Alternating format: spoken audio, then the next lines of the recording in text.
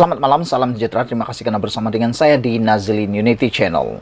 Isu yang paling hangat sepanjang hari ini ialah apabila keputusan RUS diumumkan yang mengejutkan Ismail Sabri Yaakob, dan pastinya pada pandangan saya, Ismail Sabri Yaakob adalah orang yang pertama yang amat kecewa dengan keputusan RUS tersebut. Sehingga beberapa jam selepas diumumkan oleh Zahid Hamidi berkaitan keputusan RUS tersebut, akhirnya Ismail Sabri Yaakob tampil mencabar Zahid Hamidi. Wow, ini memang luar biasa. Agak-agak kan, bila agaknya Zahid Hamidi akan mengambil tindakan drastik.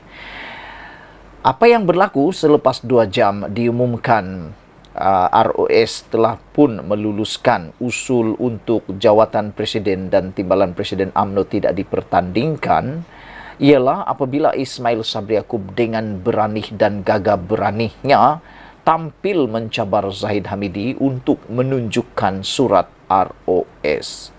Presiden UMNO Datuk Seri Dr. Ahmad Zahid Hamidi diminta menunjukkan surat daripada Jabatan Pendaftaran Pertubuhan RUS yang didakwa menerima resolusi parti supaya jawatan Presiden dan Timbalan Presiden tidak dipertandingkan.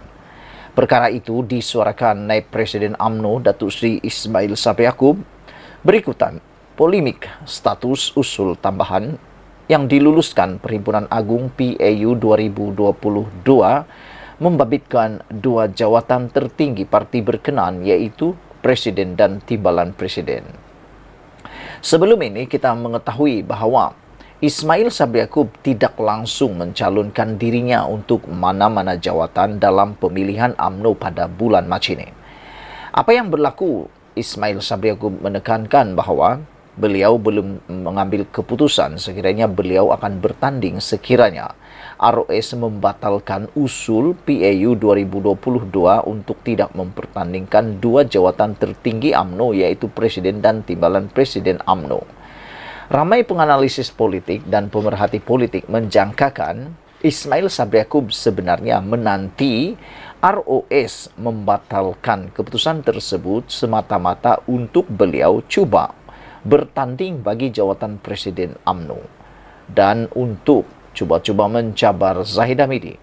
Namun demikian, apa yang terjadi di luar jangkauan pemikiran dan di luar jangkauan apa yang dihendaki oleh Ismail Sabri Yaakob.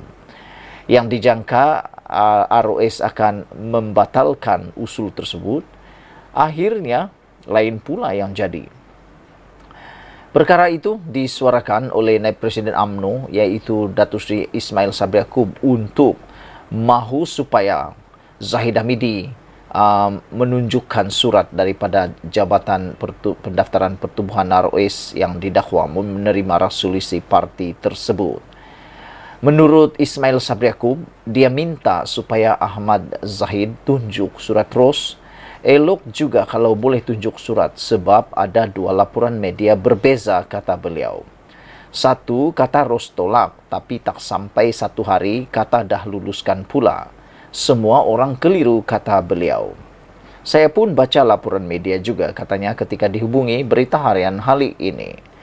Malam tadi, Ahmad Zahid Hamidi memaklumkan UMNO sudah menerima surat daripada Kementerian Dalam Negeri KDN yang mengesahkan RUS menerima resolusi parti itu, iaitu tiada pertandingan bagi jawatan Presiden dan Timbalan Presiden UMNO.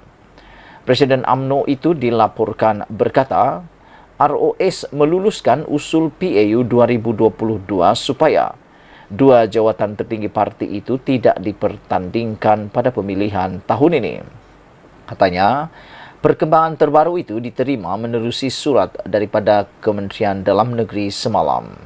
Bagaimanapun, sebuah portal berita yang melaporkan RUS yang selesai menjalankan siasatan berhubung aduan diterima daripada 2 ahli UMNO memutuskan usul tambahan terbabit tidak sah. Portal berita terbabit bagaimanapun tidak memetik mana-mana individu atau sumber. Pada 20 Januari lalu, 2 ahli UMNO menghantar aduan kepada RUS supaya semakan dibuat terhadap usul tambahan yang diluluskan pada PAU 2022 berkaitan jawatan presiden dan timbalan presiden tidak dipertandingkan pada pemilihan parti kali ini. Aduan itu dikemukakan ahli UMNO bahagian Kuala Nerus Muhammad Aizat Fikri Muhammad Nasir dan ahli UMNO Seremban Muhammad Fikri Firdaus Muhammad Rom yang berharap ROS dapat menentukan sekiranya wujud pertikaian terhadap usul tambahan yang dibawa pada PAU 2022. Muhammad Aizat Fikri mendakwa atur cara mengemukakan usul tambahan itu tidak sah dan bertentangan dengan perlembagaan UMNO serta peraturan persidangan bahagian dan cawangan.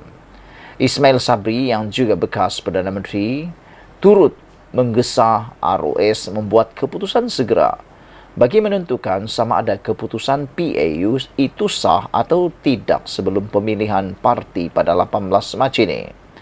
Ia bagi memberi laluan kepada ramai calon bertanding merebut dua jawatan tertinggi UMNO, termasuk mereka yang sudah mengumumkan untuk bertanding jawatan naib presiden jika tindakan UMNO itu menyalahi perlembagaan.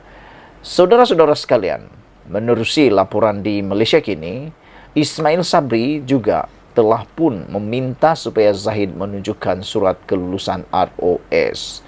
Ismail Sabri Yaakob meminta Presiden UMNO supaya mendedahkan surat jabatan pendaftaran ROS yang didakwa meluluskan resolusi supaya jawatan Presiden dan timbalan Presiden UMNO tidak dipertandingkan. Ismail Sabri turut berkata Ahmad Zahid perlu menjelaskan perkara itu kerana laporan media yang bercanggah mengenai kekandungan surat ROS itu. Minta Ahmad Zahid tunjuk surat ROS itu. Elok juga kalau boleh tunjukkan sebab ada dua laporan media berbeza, kata beliau. Satu kata ROS tolak, tapi tak sampai satu hari kata dah luluskan pula.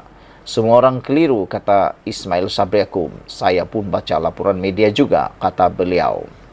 Sebelum ini, Ismail Sabri berkata dia tidak mempertahankan jawatan sebagai naib presiden kerana percaya keputusan tidak mempertandingkan dua jawatan tertinggi UMNO adalah tidak selaras dengan perlembagaan parti. Semalam, Ahmad Zahid dilaporkan berkata, UMNO telah menerima surat daripada Menteri Dalam Negeri yang mengesahkan ROS menerima resolusi parti itu, iaitu tiada pertandingan bagi jawatan presiden dan timbalan presiden UMNO.